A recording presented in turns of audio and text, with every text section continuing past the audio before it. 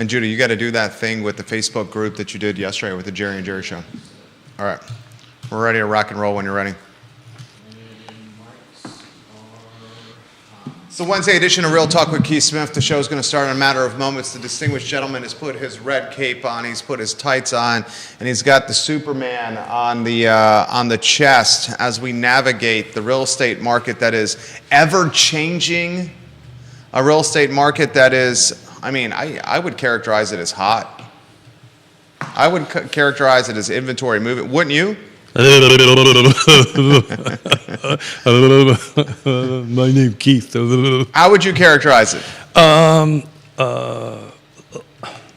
It's a up-tempo market. Very up-tempo. Everything is up-tempo.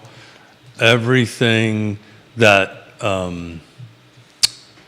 you would think is easy turns out not to be so easy. Everything, and that's, it's funny. We're going to talk a little bit today about value proposition, communication, and transparency.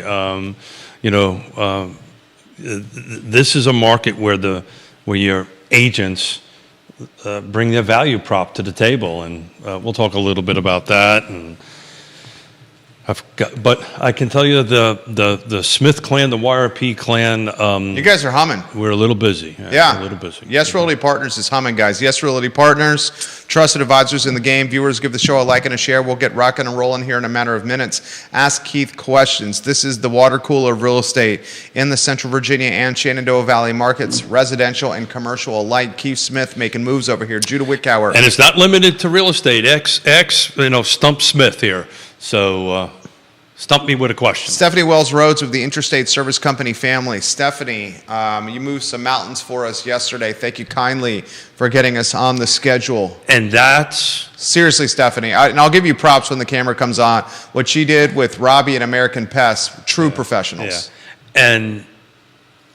And back to value proposition. That's where values happen, right? We had a situation, we needed to turn it around quickly. There was relationships and values, and we called Bobby and so forth and so on, and then they said, we'll do what we need to do, and they made some magic happen within 24 hours, which is kind of unheard of. Absolutely. Viewers, give the show a like and a share anywhere you're watching. If you're interested in joining us with the discussion, please do. Kelly Jackson, KJ, Kipasa Chico, Andre Xavier, Woody Fincham, Johnny Ornalis, Sarah Hill Buchensky, Holly Foster, Tim Carson, Joanne Mackey, welcome to the program. Dean Russell, hello, thank you kindly for joining us. The team at Keswick Vineyards, thank you for joining us. Scott Q, a happy YRP client watching the program. Ray Cadell, welcome to the show. Jason Howard, welcome to the show. Real estate investor Trip Stewart, hello. Bellamy Brown, Michael Pruitt, supervisor, Albemarle County, hello. Judah Wickower, we can rock and roll when you're ready to go on Real Talk with Keith Smith. Let's do it. Tom Powell, Logan Wells, Claylo, giddy up and get ready. Oh boy. I was going to take a nap. I guess not. Quiet on the set. Yes, sir.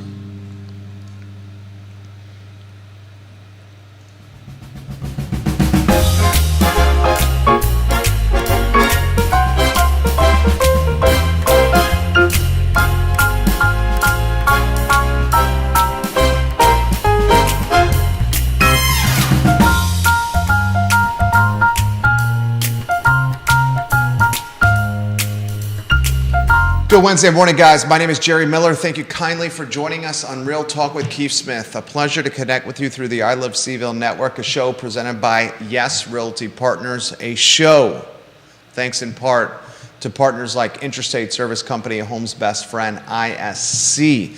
I'll tell you what, this market, guys, despite rising rates and tight inventory, is still moving. And it's moving not at a snail's pace. It's moving not at a jogger's pace. It's moving not at a 7-mile pace, but we're talking like a Steve Prefontaine 4.5 mile pace. It's moving pretty damn fast. That just impressed the heck out of me. Steve Prefontaine. Have you ever seen the movie? Oh, it was fantastic. There were two. The one with Jared Leto I thought was the best one. I would agree with that. Steve Prefontaine, for those that don't know, one of the most famous 1-mile runners in American history, a man who had a troubled life, lived in the spotlight. But running changed it around. And Oregon, right? That's right. Yeah. Judah Wickower behind the camera. The star of our program is Keith Smith, the namesake of Real Talk with Keith Smith. My friend, value proposition is on the tip of our tongues today. Strawberry, strawberry, strawberry. He's got a sneeze. Look at the lights. Look at the lights. Look at the lights. Ah, the sneeze came in. Didn't work. I think you've been lying to me for years The about pollen that. is SOB, is it not? Oh, good Lord. But yeah, look, we just, the market is, is an up tempo. We've got limited inventory. We're in, as the sneeze just indicated, we are in the midst of the spring market and a full throttle. Homes are coming on, coming off. 97 went on in the last 7 days, 99 went off. So, as things are coming on, they're coming off. There are some homes that are a little overpriced, right? Price matters, it always does. Just because the market is a little up-tempo at the moment doesn't mean you need to price it. You price it right. And there's still multiple offers. There's a ton of cash out in the market right now. It's just this, nothing has slowed down, right, from that end of the perspective. Affordability is kind of going out the window, right? And that's getting worse and worse and worse by the day. But I wanted to kind of pick back up this conversation. I made a little Facebook post, which was a bit sarcastic earlier this morning. I saw it. That we've been talking about this. We're in our 6th week of the announcement of the NAR settlement. I'll just say that whoever's managing their crisis management isn't managing their crisis management. And there's an article, and I included it in Inman, which is decades of NAR membership data has vanished amid enrollment dip. Explain this to me. I mean, the timing seems questionable. So there's 3 things we've been talking about: value proposition, transparency, and communication. So this is the transparency thing. And Judah, I did a last-minute thing and sent them some infographics. But if you can throw up a transparency infographic, I think that would be cool. If you can't, brother, don't worry about it. But so what has happened here is you used to, Jerry, be able to go ahead and look into the NAR website and look back year over year over year, the number of agents, thank you, brother, the number of agents that were part of NAR. That all just vanished. Nobody seems to know why. National Association of Realtors. For those that are not following, watch Real Talk with Keith Smith. I think this platform has covered this story better, and I sincerely mean this, than any in the country. I'm just reading. Real Talk with Keith Smith. He reads everything on this. I do, and I just happen to be lucky enough to have a microphone and some awesome partners that allow me to do this. So here's what he's alluding to. National Association of Realtors, the #1 lobbying group in America. The #1 by dollars spent lobbying group in America. This is a lobbyist group that works on behalf of realtors across the country. Well, it's more than in defense, it's more than a lobbying group. It lobbies well, right? It is an education, right? It's an association. There's educational offerings. Right there. The ethics piece seems to have eroded. I struggle with that.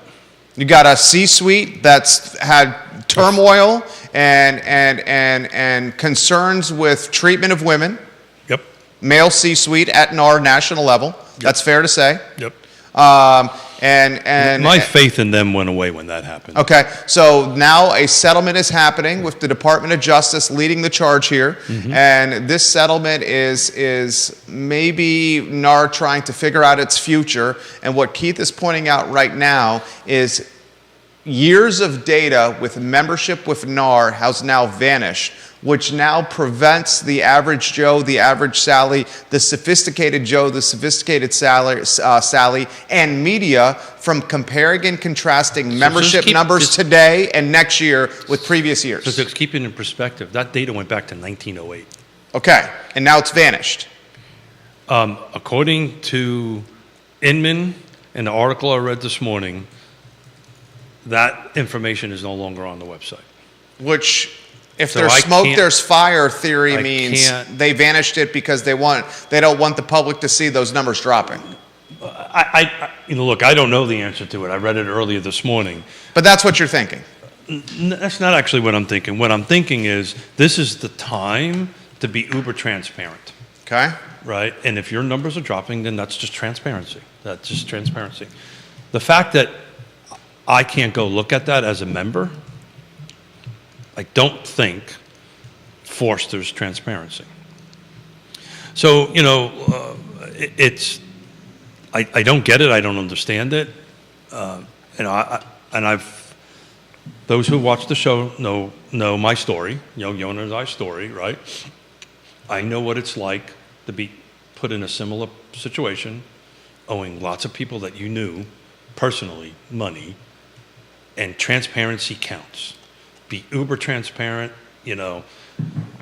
and we haven't got a mea culpa out of them, where it's apparently I, as now a member of X number of decades, can't look at what the membership tracking is. It's just not helpful, and I just don't know. Are we that disconnected? They, meaning whoever's making these decisions, that disconnected that they don't understand that's impactful. I just don't get it. Or Michael Plecker, I'll get to your comments in a matter of moments. Tom Powell, the founder of Toy Lift, watching the program. So we love you, Tom Powell. I think it's Bellamy Brown, Scott Morris, Marines? all Marines. Bellamy watching the program? Will get this, right? When there is this is an ethos that is literally beat into your head from boot camp. When there is a lack of leadership or a vacuum of leadership, you take it. Doesn't matter if you're a private or whatever, a four-star general. When there is on the battlefield in a pretty hot situation, when leadership steps down, people step up. It just feels like everybody's walking on eggshells instead of being this mea culpa. We effed up. We all effed up, right? I effed up. The membership's screwed up, right? Okay, let's recognize it and let's just move on and fix it. So I just think transparency is key. We don't seem to see a lot of it. I've had people tell me, well, aren't you worried about what they're going to do to you? And I was like, first of all, who's they? And second of all, what are they going to do? Shave my head and send me back to Paris Island for boot camp? I mean, what the heck are they going to do, right? Well, yeah. I mean, if anything, you have the leverage. There's no leverage to have. Well, there is leverage because you don't have to pay the dues. No. You don't have to stay in the group association. Yeah. They have to prove their merit to you to get your dollars. Yeah. I get it. You have the leverage. But the conversation around that is aren't they worried about, I don't know what they're worried about, that impacting my ability to do business. I can tell you, as busy as we've been, it hasn't really happened, right? And back to value proposition. People and transparency. People want folks to be transparent with them. Value proposition. You've got to be able to bring a value to the table. Whatever you are, whatever you're in a business, right? Mm-hmm. Right? I'm hiring you. Mm-hmm. You're going to demonstrate to me your value proposition. I'm hiring you because of the value you bring to the table.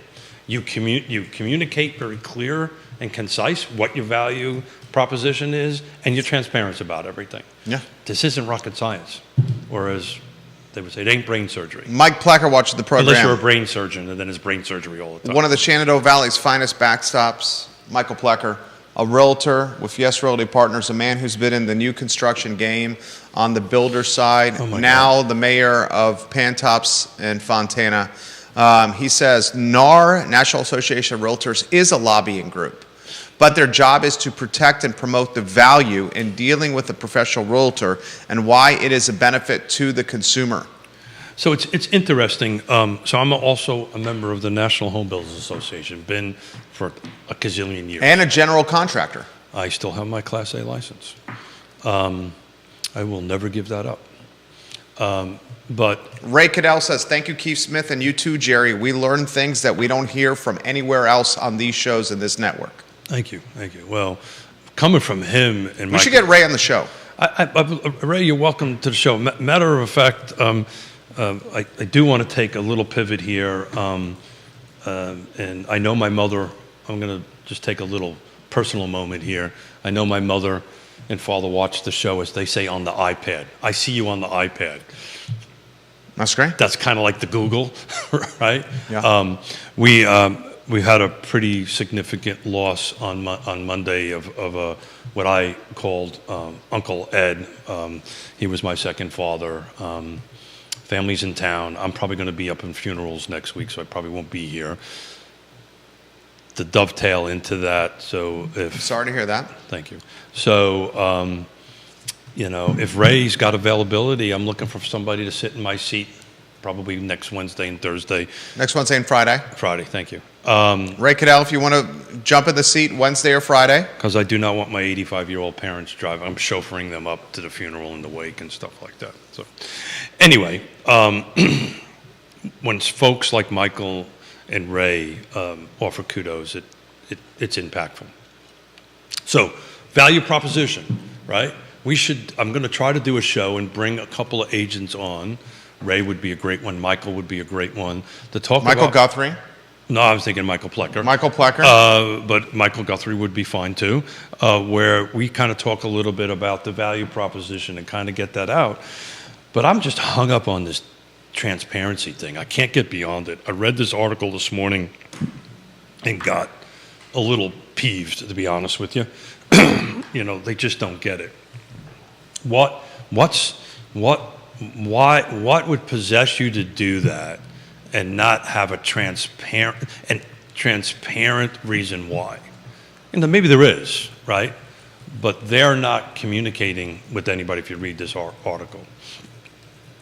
So, Chuck Ramey watching the program, he says these shows are a wealth of information. Thank you kindly. Thank you. For the So while we're staying on that, so the judge did some preliminary approval.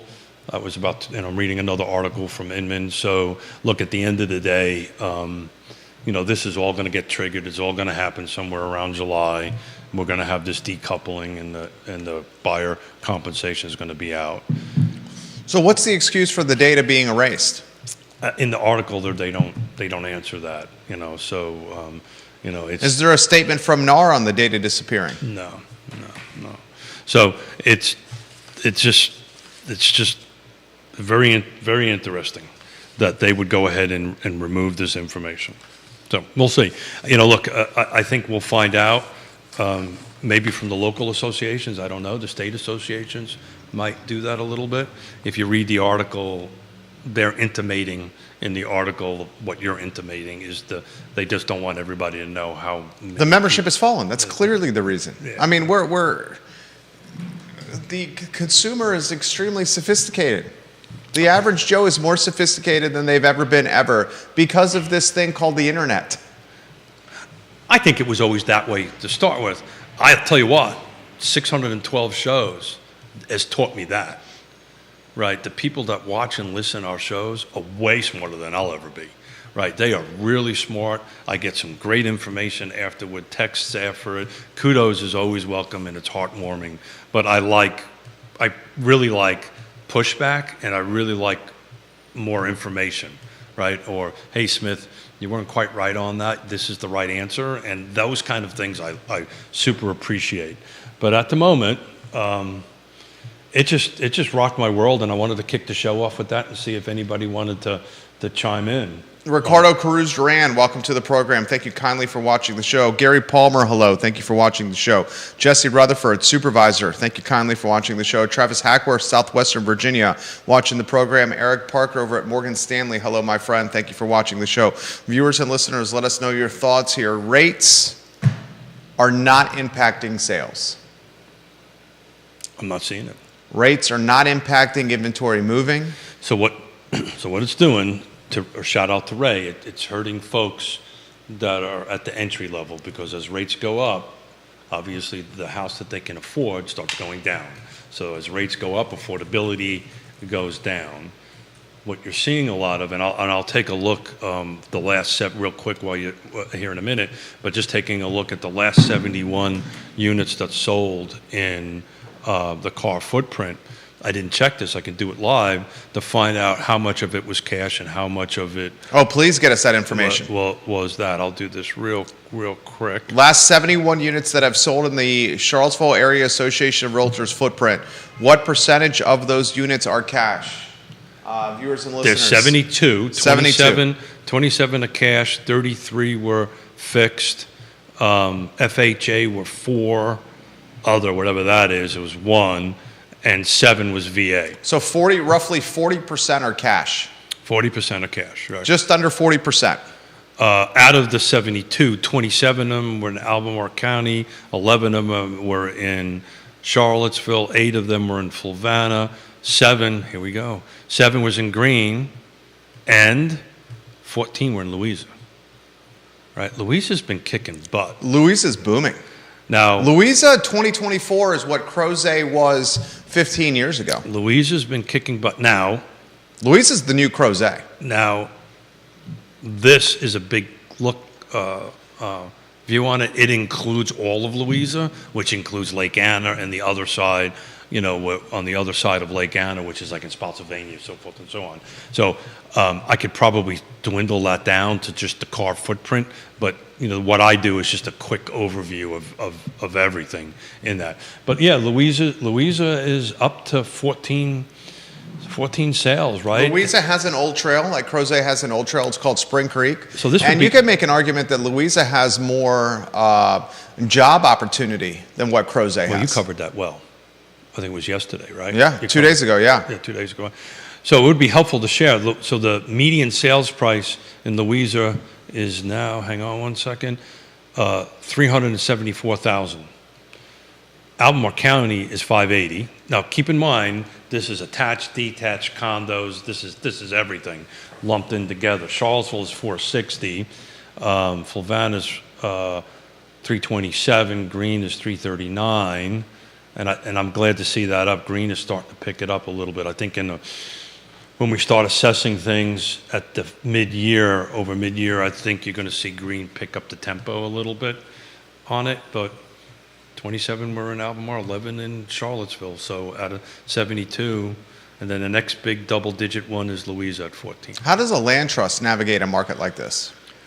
Oh, man. And I know a chair of the land trust. Yeah. Happens to be sitting across from me. Yeah. Just out of curiosity. I will, of all the stuff that we're doing, that's the most complicated. It is an extremely complicated transaction.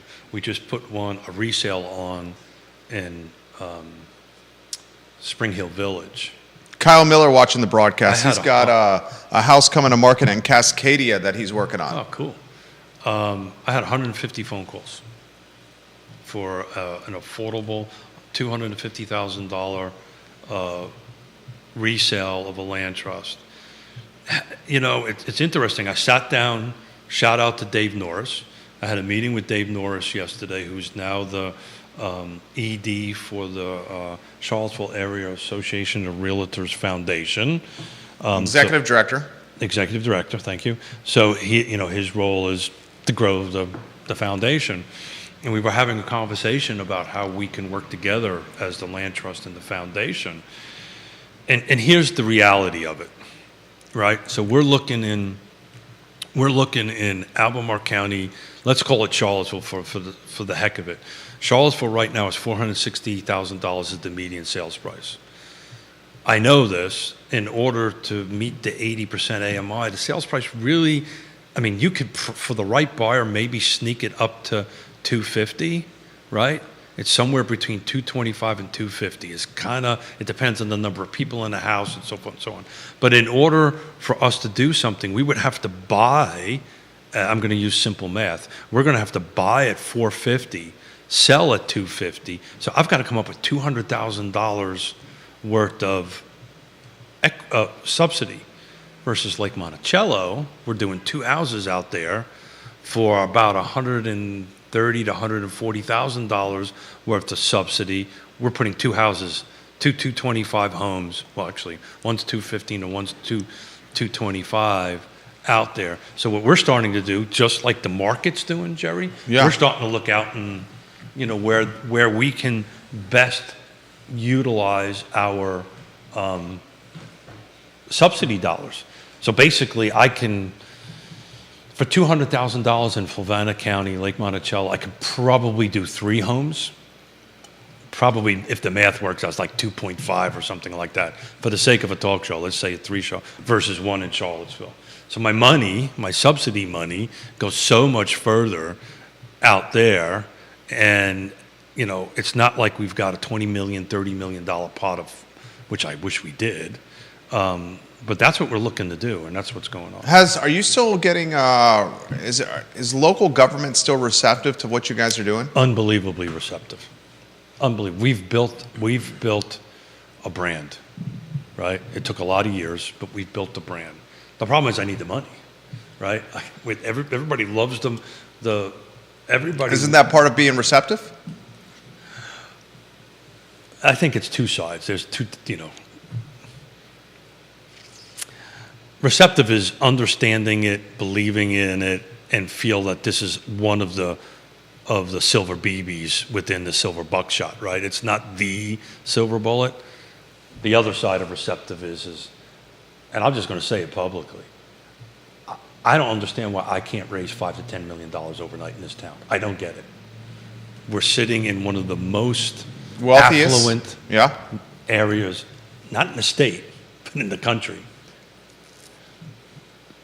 A fellow land trust, Maggie Walker in Richmond, in one day raised $5 million. Why can't we do that? How did they raise that $5 million? They went to RJ Reynolds and they wrote a check. We don't have an RJ Reynolds. I mean, we have an RJ Reynolds. It's UVA. Yeah. We have an RJ Reynolds. It's from UVA. Michael Payne, it's UVA, right? We have an RJ Reynolds. Yeah, and look, in fairness to them, they're at the table, right? They're dedicating land, right? Should they pay taxes? Should they not pay taxes? I'll leave that for another day and another show. But they are at the table, right? They are bringing substantial amount of land, which is generally the big problem. The other issue is, if I'm building an affordable housing unit, all that stuff, and when 25% of it is regulatory expenses, it's pretty hard to build something affordable. It's just, they're just in here, and we're going down this, I think, if this doesn't change, and if we're not able to produce more units for everybody, this divide is just going to get bigger. Oh, and it's bigger. the chasm. I don't know how you close it. The chasm is as big as it's ever been. Jon Snow, hello. Alex Serpy, hello. Jimmy Who, hello. And I dedicated an obscene amount of time. I know you do. So. I know you do. Annie Argo, hello. Welcome to the broadcast. The Albemarle County Board of Supervisors, one watching the program as we speak, have shown indications of expanding the developmental area, although that is early stage. Look, I think, and again, I've been doing this for 35 years. I've been dealing with politics, local politics, for 35 years. That was a significant step that they took. It may not, you and I probably want things to go much faster than they are. I mean, right now it's talk. But to do that in a public forum, I think that's the influence that Mr. Michael Pruitt, and he should come on the program here, has had already. It's that. On the supervising, on the dais. And you know that I don't generally toot my own horn. I don't like doing it. But that had a lot to do with having Ned and Diantha on the show and having this conversation, having Neil on the show and having this conversation. And it's also private conversations with elected officials that I have, that Neil have, that you have, that look, if you really want to do something, you need to expand that. And I find it really strange that, at least from a regulatory perspective and a conversation perspective, the city in Albemarle County, let's say it's somewhat receptive. They're at least talking about things, right? These outside counties, these rural counties do not want any new development. And I just was... Fluvanna certainly does it. Greene County's at its capacity. I don't know if that's the case for Louisa. I just read it. I was doing work and watching a Greene County thing. Greene County denied a commercial rezoning on the intersection of 33 and 29. I mean, Greene County's got infrastructure concerns across the board. Well, first of all, I don't know the details of it. I'm where I think it is. I'm assuming they got plenty of infrastructure there to go ahead and do that. But I mean, how many times has water been in the forefront for Greene County lately? So, water volume has never been an issue with that. What the issue is pressure. Yeah. That's the issue. And don't you need pressure to get your water? And those are fixable things. Right? Yeah, but those are very fixable. I get that. Right.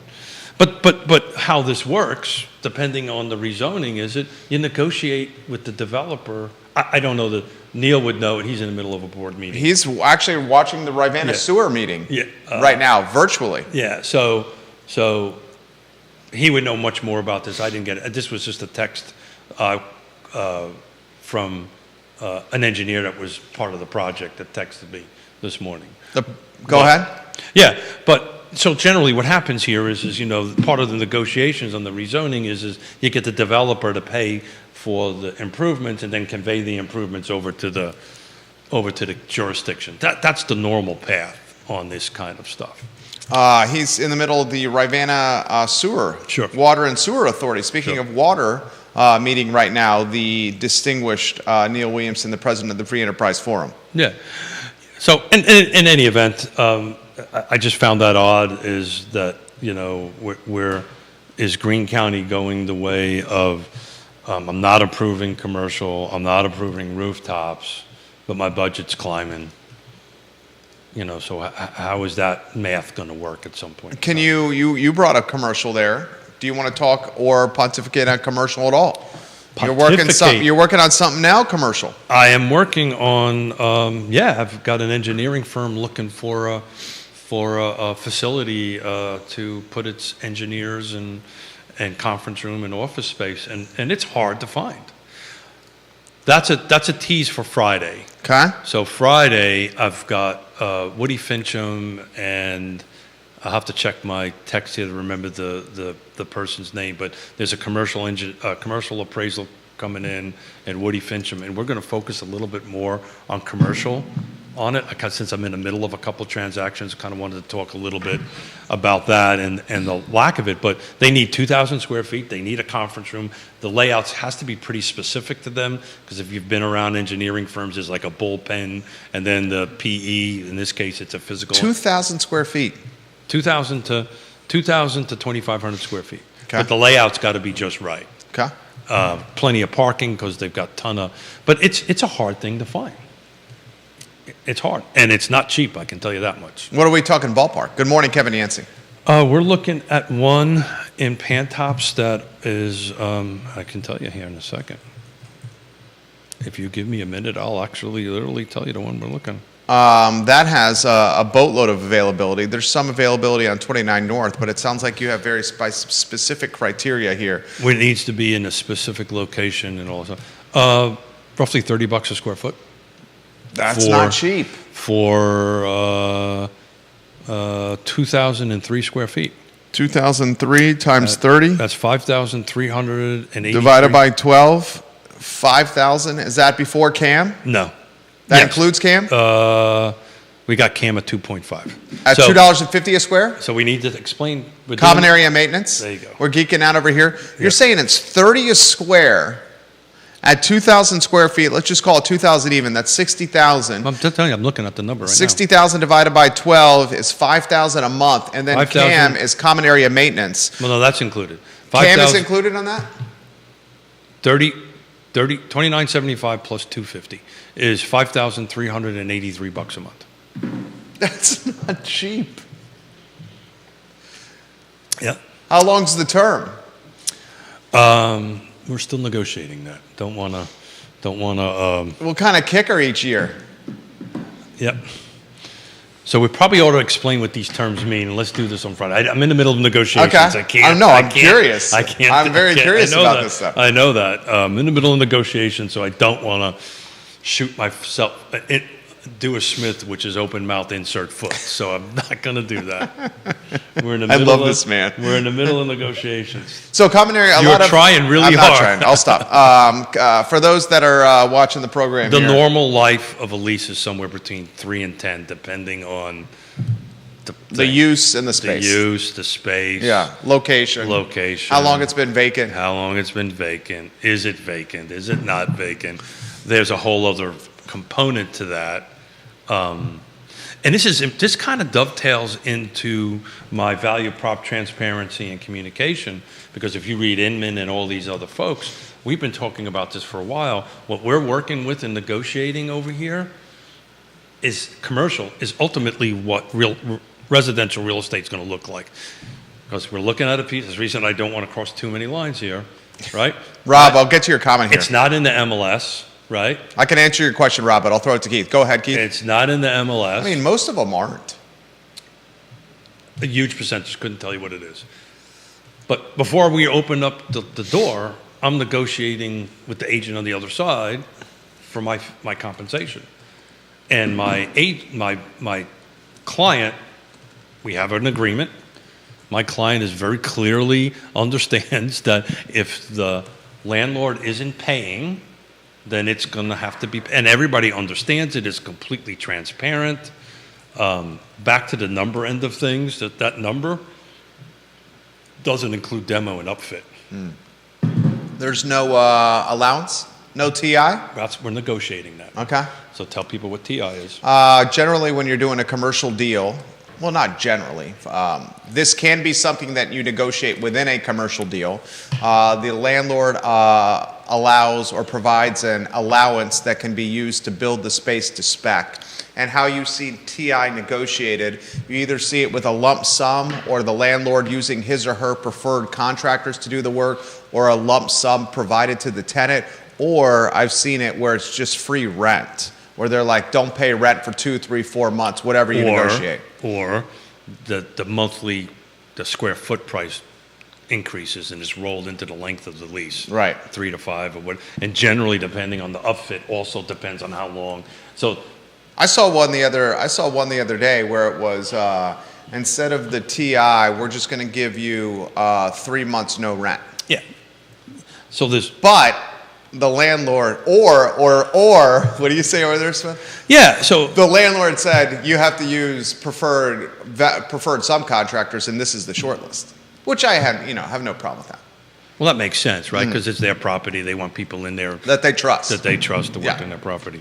But you're 100% right. There's different, but the conversation we're having right now is ultimately how residential real estate transactions. Should be. No, they're going to have to happen. I mean, it should have been all along. Well, back to the transparency thing, back to the communication thing, and back to the value proposition thing. We're having a value proposition, transparency. In full transparency, I can't be too transparent because we're negotiating. Totally understand. Right? And communication and how you communicate with everybody involved. The agent on the other side, they're going to have to borrow money to do the upfit, and how are we negotiating that, right? There's all these multiple layers of complexities, and I guess that's what we're starting to show off. I'm starting to see regular residential transactions become more complicated. And I've been doing this a long time. Usually when the market kind of gets this way, or the market gets a little... Hairy. Let's call it hairy. No, when there's things in the market that, like this settlement, that's kind of unsettling, right? How you like that, huh? That was good. That was pretty good. That's Huh? really good. I thought I was actually pretty proud of You're myself. on point today. I was unsettling.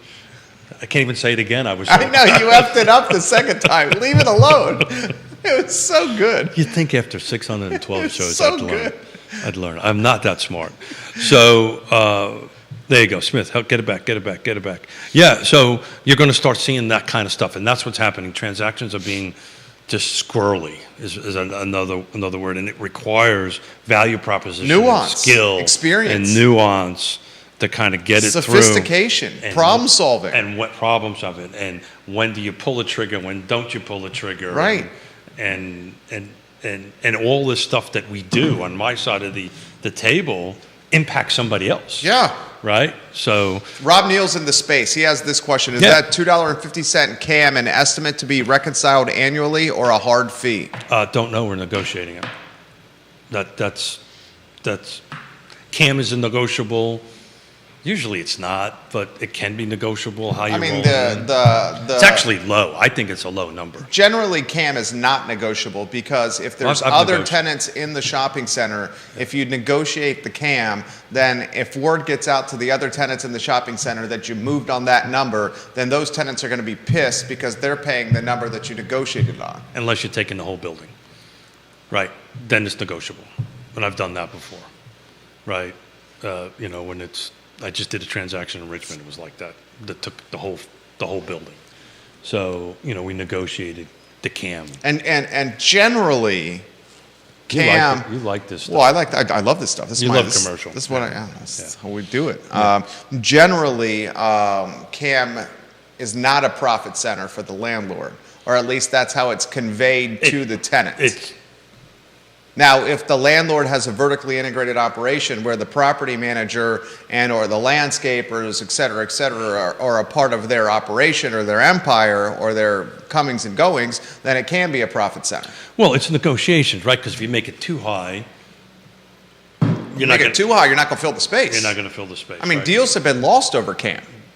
Deals fall apart over CAM all the time. Because your price per square could be this, and then next thing you know, your CAM is this. And, I mean, look at the I'm CAM looking- at Barracks or if you want to look at CAM and how it can impact things, consider CAM at Barracks Road Shopping Center. yeah, I don't know what that is. I mean, I know, I'm negotiating another Talking- one at 4. in Barracks? No. Okay, I've seen CAM north of 8. Yeah. And so, it impacts the deal, right? I mean, you talk, guys, CAM at 8 a square foot, and you're talking, say, 2,000 a square right there. I mean, you're talking some money. That's usually how that works. Yeah, I mean, you're talking substantial money, right? Yeah. So I mean, it's a back to the value proposition, right? I mean, that adds an extra $1,300 to the lease at a 2,000 a square. And you get, now. So think about those of the agents and people that are watching this that are not geeking out like you and I on commercial stuff. Think of CAM as an HOA fee, a POA fee, right? Or a condo fee, right? It pays for maintenance of the building. It depends if you've got, if it's a staffed building, it pays for that. It pays for snow removal, yada, yada, yada, yada, yada. And it depends, right? So, I mean, if we're still geeking this out on this, sometimes I'll negotiate my fee and carve out the CAM, right?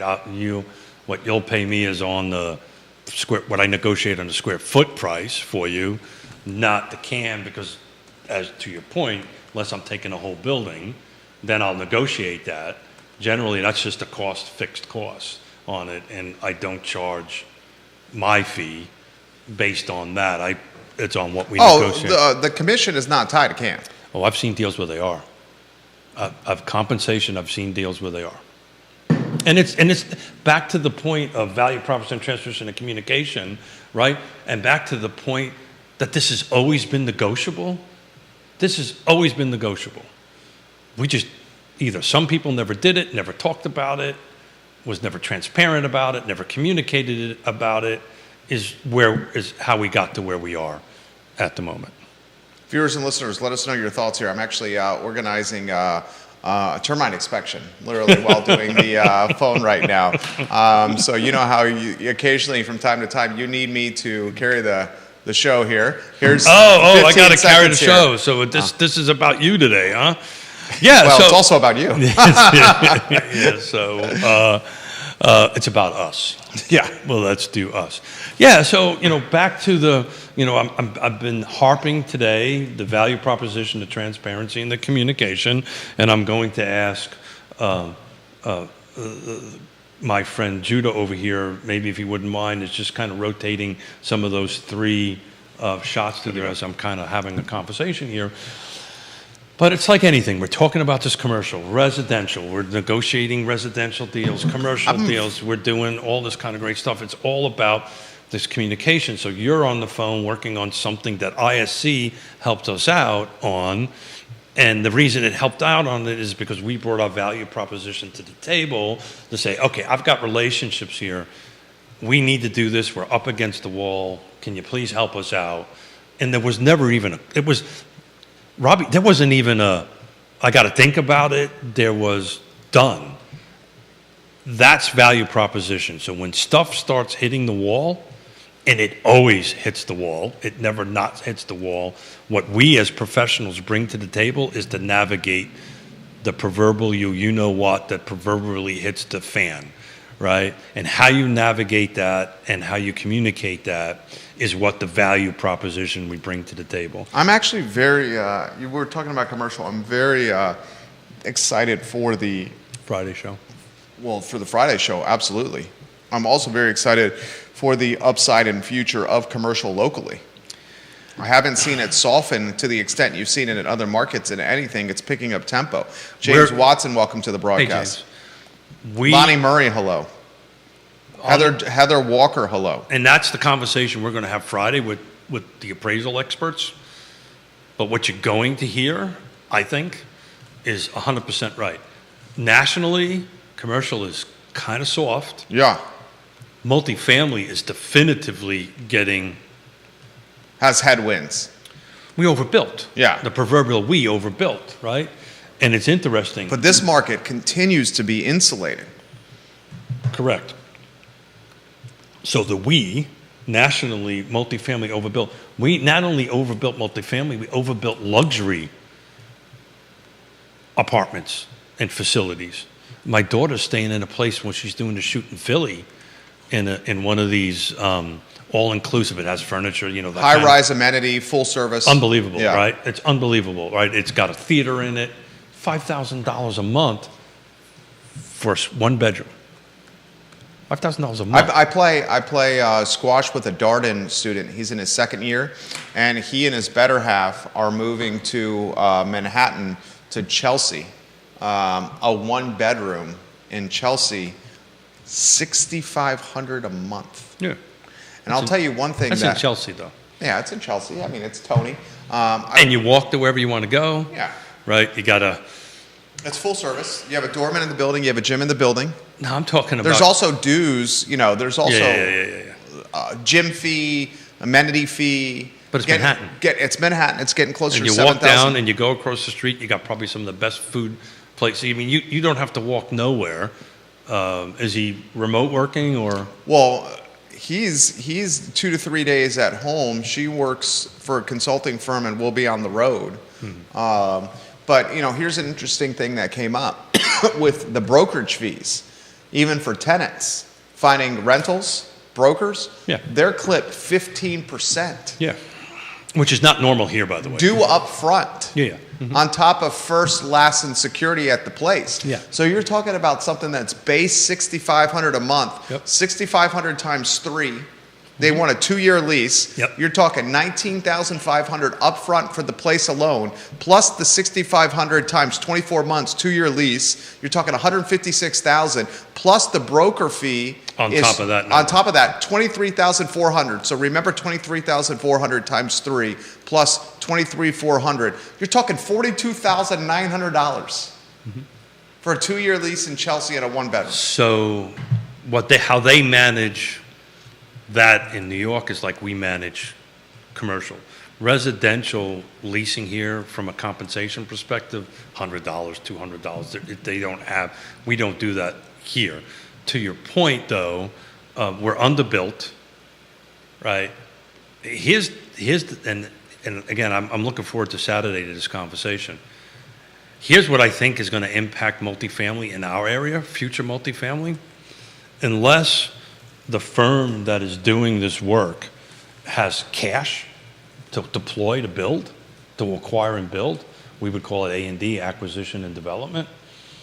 And they've got to borrow money to do that because of the nationwide softening. This is commercial lenders that I'm talking to.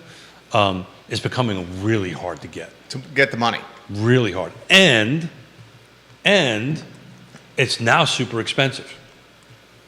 And by the way, there's a little ticking bomb going out there on commercial and multifamily. The ones that kind of, when was the Fed at zero? When did it start? 5 years ago? Something like that, right? When does commercial loans reset? I mean, every day. 5 to 10 years. Yeah. 5 to 10 years. So there's commercial loans out there that were at this 0, 1 point, 2 point kind of thing that is now, because generally commercial loans are 1 to 2 points or 3 points over whatever prime is, right? So when prime was 0, you're paying like 2 to 3%. Now I'm at my 5th year, my 7th year, depending on what you negotiated, and now I get reset just like an ARM, and now I'm at 10 or 12. So just do the math on that. Well, and compound the reset with vacancy levels upticking. Well, that's why vacancy is upticking, Yeah. because now all of a sudden I can't afford this because, unless you got a special relationship and the bank, whatever it is. But under general rule of thumb, it's generally between 1 to 3 points over whatever the heck prime is at this point. So if I'm at 2 or 3 and I'm resetting again, wait till that start happening. You're going to see vacancies. And again, I'm really curious on, if they're seeing that out in the commercial space. Locally or outside the market? Whatever they. I had this conversation with an investor client, and I mentioned to the investor client, a lot of the people in this position, commercial positions locally, are not tied to prime, not when compared to national. Because a lot of the folks that have some of the Primo holdings around here are either in a cash position. Yeah, they're not. It's a different market. So it depends on the who. Yeah. Right. And if I have a ton of equity and a ton of cash, it's highly negotiable, right? Unlike residential, right? Residential usually rallying around Fannie, Freddie, loans are sold. Most commercial loans, not all of them, most commercial loans are held by the lender, right? So now they have some room to negotiate. They're not selling loans out. They don't have the regulatory oversight that, Rob Neal, most commercial loans will balloon 2025 to 2029 for the common 7 to 10 year ARM that were originated 2018, 2021. He also says now HUD-backed is 30-year money, but it is hard to manage for operators. SOFR is the current preferred index governing commercial debt. That's a guy in the space right there. Yeah, it's been a while since I personally borrowed development money, so we used to tie it to prime back then. But yeah, the bottom line, he's echoing what I'm saying, is there's going to be these resets.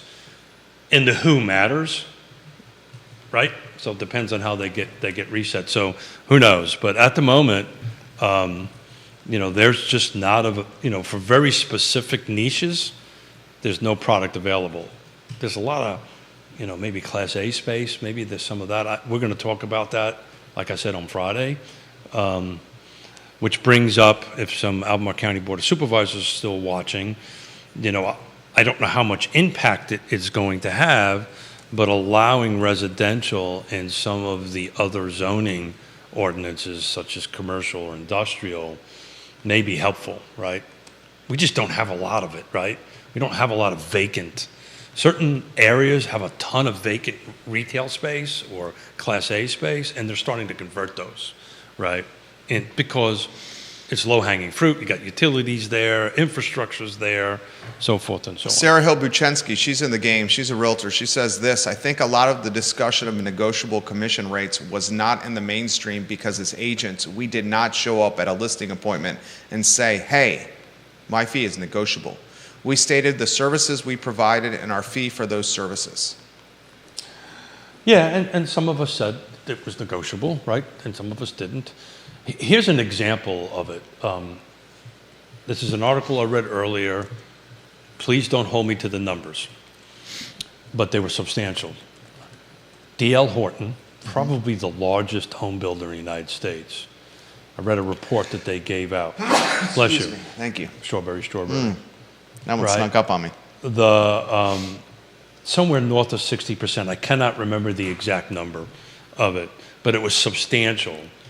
That they surveyed their buyers that used a real estate agent, and they didn't know that the real estate agent got compensated. So what happened was, real estate agent turned over to the builder, walked away, house got built, real estate agent got a check. 60, 70%, I can't remember the number on it, of those buyers did not know that the builder was compensating the agent, which tells me that they didn't do a buyer broker agreement, right? They didn't introduce. I know, because I'm a recovering developer and builder, I love new construction, right? And I'm at construction meetings, I'm doing walkthroughs, right? We're at selections, we're walking our client through the process. I just love it. Many people don't know, these percentage of people that really maybe didn't have an engaged agent on the other side, maybe not known that they were eligible to get a home inspection and went through the process without a home inspection. But that is demonstrating part of the problem we had, that there was this lack of transparency, communication, and saying, look, Jerry, I'm going to help you with new construction, and this is what I'm going to do. I'm going to be at every meeting, I'm going to walk through it, I'm going to randomly check the project and make sure everybody's doing what they're supposed to be doing, and I'm going to report into you and let you know what's going on. That's the communication portion of it. So much of that never happened, and that's why we're in the position we're in. I still think, and I will continue to say this is a good reset. I think this is healthy for the industry. I think people like you and Yona and the team at YRP and the pros are going to get... Or anybody who's watching right here. The pros, I think you guys are going to get a boatload more market share. And I had this conversation with Gary Palmer the other day. I think you guys are going to get a boatload more market share. The people that have the skill sets to do that will do well. I mean, I'll leave names out of it. The reset needed to happen. I've got a client that's interested in a substantial house, substantial price point. I have a half a dozen phone calls into this particular listing agent that has not returned my phone call yet. Sorry. So I don't get that. I've got 6 phone calls, 3 or 4 texts. Hey, got a client interested in the house. I need to chat with you. Has not returned my phone call. That to me is... Well, how do you manage that? You know, you just keep on throwing what against the wall, and you keep on talking. I mean, is it to the point of having to corner an in-person meeting? Yeah, well, so I'm a different animal because I come from the development, building, contracting world. I'm used to like subcontractors not showing up and not returning phone calls, and I got really good at finding people and met them on a job site and say, hey, I've been trying to call you. We need to talk. You just figure out a way to get the communication out. Now, some agents, they won't talk to you until you put something in writing and send it to them. Explain that. That's just the way they do their business. But explain that. I don't know how to explain that. It's just some people, that's what they do, right? And I'm okay with that if you communicate, right? Number 3, if you communicate to the world that I thank you for your text, please submit an offer, then we will talk. Cool, then I know what the rules are, I know what I need to do, and I go forward. But I don't even get that. So, anyway.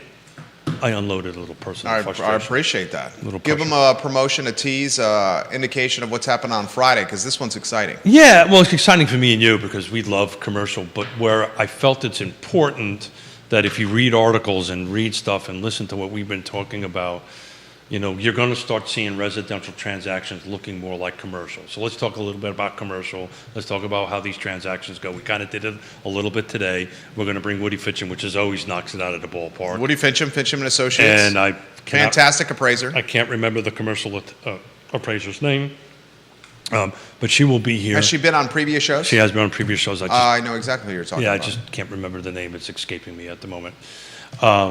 And I could probably look at my phone and figure it out real quick. But we're going to talk about that and talk about the commercial project.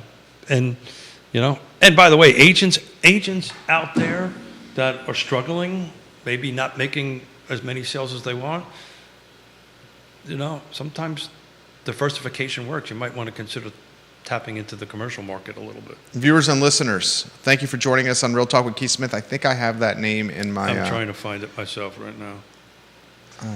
on my text right here. She's been on the program, and she was absolutely fantastic out of the Richmond area. Yep. Making the drive up here. All right, so Friday's edition of Real Talk with Keith Smith is going to be red hot. You're not going to want to miss this. The show is archived for those who are asking on realtalkwithkeithsmith.com, realtalkwithkeithsmith.com, where the show is archived. Judah Wickhauer, the man behind the show. Click the Partners tab on realtalkwithkeithsmith.com, and you will see the best of the best when it comes to getting you to the closing table and beyond. Keith Smith. First name is Heather. I can't remember her last name. First name is Heather. I remember that. I just can't remember her last name. And that doesn't mean she isn't awesome. It just means Smith can't remember the last name. This is going to be a good opportunity. So if you want to, and you're in the Heather Mull. There you go. M-U-L-L. If you're in the real estate market and you want to kind of look at some options, maybe it'll be a little bit of a commercial masterclass on Friday. You were on point. It's the coffee. You were on point. It's the coffee. Judah Wickhauer, thank you. Guys, we'll see you at the I Love CVille show at 12:30, an hour and change away. Thank you kindly for joining us. So long, everybody. Thanks, everybody. Value proposition, transparency, and communication. Last time for today. Keith, that was fantastic. Yeah, thank you.